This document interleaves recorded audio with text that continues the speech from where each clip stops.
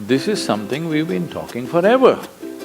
But now they've discovered it with $1 billion research. And I have seen hundreds and thousands of people who just become healthy and well. If something appears on my plate, if I just feel this, I know what to eat and what not to eat. You eat something today and see, just learn to observe how agile and how active your body feels after eating this food.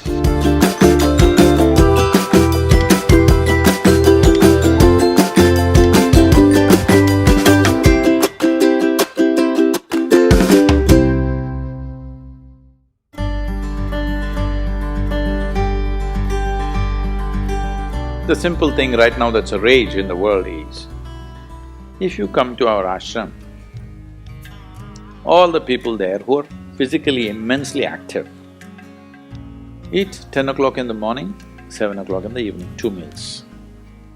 How many doctors have been telling me that they will die of malnourishment, this will happen, that will happen, you must do this, you must do that. I eat only 1 meal a day most of the days. One big meal I eat and that's it. And doctors telling me, no, Sadhguru, the way you're traveling, this will happen, that will happen, you must eat at least once in 4 hours, something you must eat. I said, leave me alone, I'm doing fine. But now, a big university in America comes up with this called intermittent fasting. It's not nonsense, it's good, but they rediscovered something that we have known forever. Now everybody is saying there must be a 16-hour gap. Then all your ailments will go away. What the hell were we saying all these thousands of years? The simple thing is, there are many aspects to this, psychological, physiological. But now cancer is on the rise in the world. A cancerous cell is like a criminal in the society. All of us have in our bodies. Only if they become… their concentration becomes more than what they should be, or they gang up and locate themselves in one place, they become like organized crime. There are pickpockets in Kochi, I'm sure. Hello? There are small-time criminals, individually operating in twos and threes. We don't take it very seriously, we leave it because it happens. But suppose all 100 of them got organized into a organized crime, now we will crack down. Because we know now it becomes a threat to the society. Similarly, cancerous cells are like this. Criminals, they're moving around, doing some damage.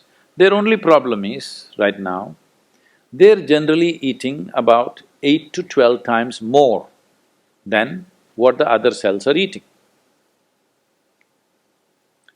So if you just give sufficient break between one meal and the other, most of them will die because they cannot survive. This is something we've been talking forever.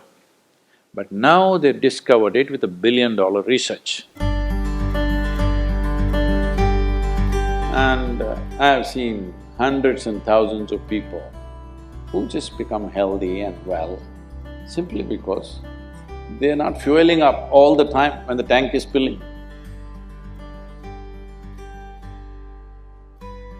In the yoga center, all the time people are physically active.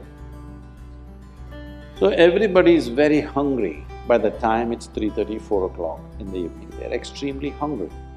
But we learn to live with that because empty stomach and hunger are two different things. Hunger means your energy levels start dropping. But empty stomach is a good thing. In the yogic sciences, today modern science also is coming in line with this. But what we know by our experience, you will spend $1 billion to come there. Because research is all about how many $1 million, that's how it is. Your body and your brain works at its best only when your stomach is empty.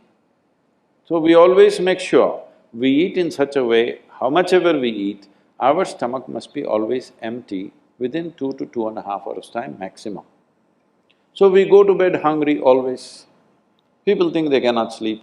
They can sleep. On an average, for 25 years on an average, I slept only 2.5 to 3 hours. These days I'm getting little lazy and sleeping anywhere between 3.5 to 4.5 hours in spite of the level of travel that I have. When I say level of travel, if I say my level of travel in the next few days, you will fall off your chair. Yes? Should I tell you? No, not necessarily Because in the next 10 days, I'm in 5 different countries doing I don't know how many events, all kinds of events. So, you're able to keep this up simply because you don't overeat. It's very, very important. Everybody eats 2 meals. I generally eat only 1 meal, 4:35 in the evening, because I don't like to sit in front of the plate and worry about how much to eat. I like to eat well. So, 4:35 in the evening, if I eat a meal, it's only next day. Is this enough? Am I looking okay? Hello?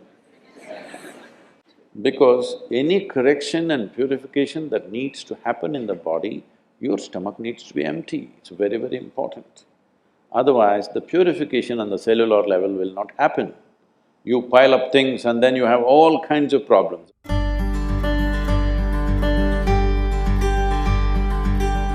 When you…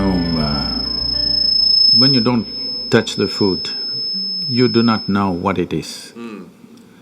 If food is not good enough to be touched, I don't know how it's good enough to be eaten. So we should not have listened to our mothers and we should eat with our fingers because touching our food helps us stay in contact with it. You can… the cleanliness of your hands is entirely in your hands. The cleanliness of the fork is not entirely in your hands. This is true.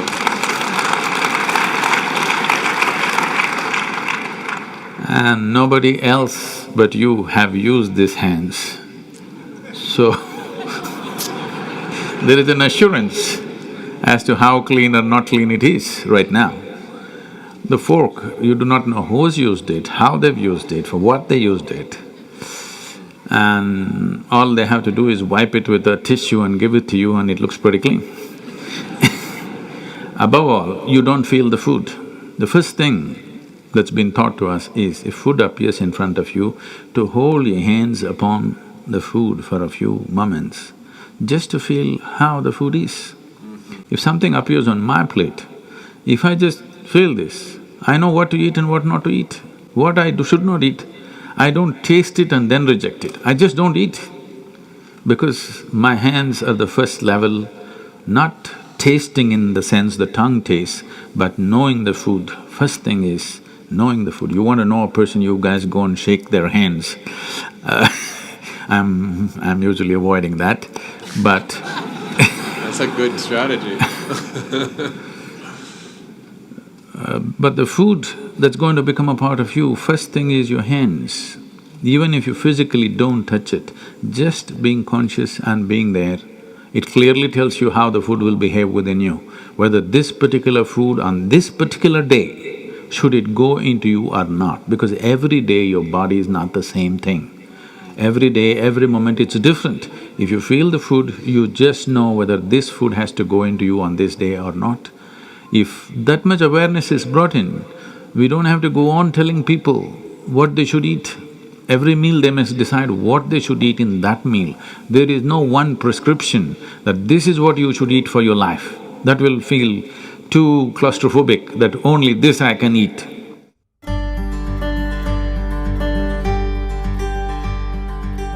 Your selection of food and consumption of food also must happen consciously. More than what you eat, how you eat it is also equally important. When I say how you eat it, these are all live substances. Every one of them had a life of their own, whether it's a plant, animal, vegetable, every one of them had a life of their own. Now in some way, you're making food out of it, you must consume it with utmost gratitude. If you approach it with a certain sense of gratitude and reverence towards the food that you eat, when I say reverence, it may feel like too much for you, but I'm asking you, let's say we put you in a room and you had nothing to eat for 5 days. If God appears in front of you, what will you ask for? Food? So that's how important it is. You must understand the food on your plate is not just a substance, it is not a material, it is not a commodity, it is life. It is the life-making material for you. So you must treat it as such. Right now, when it's on the plate, when it's out there, it has no value, but the moment you consume it and it becomes your flesh and blood, now suddenly it's of immense value. Why do we live like this? It's very important when it comes on your plate itself, you must treat it as a part of yourself. With great reverence, you must consume. Just the way you consume it, if you change that, food will behave very differently within you. This is what consciousness means. If people say your consciousness has no impact on your life, only chemical structures have impact, I'm very sorry for them because that's not how life works. Human consciousness has a deep and profound impact on everything that we touch, especially the food that we are making another life as a part of ourselves. When we are doing such an act, it's very, very important we treat it with utmost gratitude and reverence.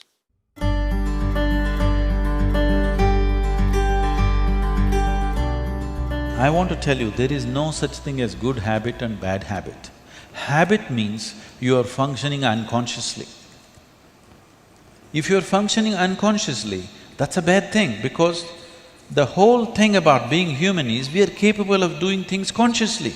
That is the beauty of being human, that we can do everything consciously. What an animal does unconsciously, we can do the same thing consciously. We can eat unconsciously or we can eat consciously. We can breathe unconsciously or we can breathe consciously. Everything that we can do it consciously. The moment we do something consciously, suddenly that human being looks very refined and wonderful. Just because somebody walks and speaks consciously, doesn't he become a beautiful human being? Yes or no? That's all. So why is it that we are trying to develop habits as if there's a good thing? Habit means fixed realities where you don't have to think. You get up in the morning and it'll happen to you. No, don't try to automize your life. That is not efficiency, that is the efficiency of the machine.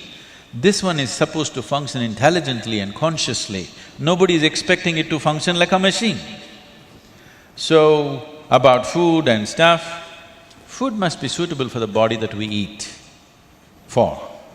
It is for the body. This is a building material for this body, the food that you're eating. What is the appropriate food? Unfortunately, it's all messed up right now. Traditionally, we ate very sensibly in this country, but these 1,000 years of innovations have brought other kinds of food cultures, and today the national diet is pizza or pasta. What is it? Which is one? I don't know. Both were competing. So, we are losing our sense about food. It's definitely time to look at what is the most suitable thing. If I go into that food, it's a very long process, but you must experiment with food, not just by the tongue, but by the body. You eat something today and see, just learn to observe how agile and how active your body feels after eating this food. If it feels like it wants to go to the grave, that's not good food. If it feels like it wants to be alive after eating this, except coffee, because that's a stimulant. If you eat food and your body feels very agile and alive, that means it's good food, body is liking it. If you eat something, it feels dull, that means it's not liking it, it's having difficulty with it, that's why it feels dull. So just on this basis, there's a much… this is a very simplistic way of putting it.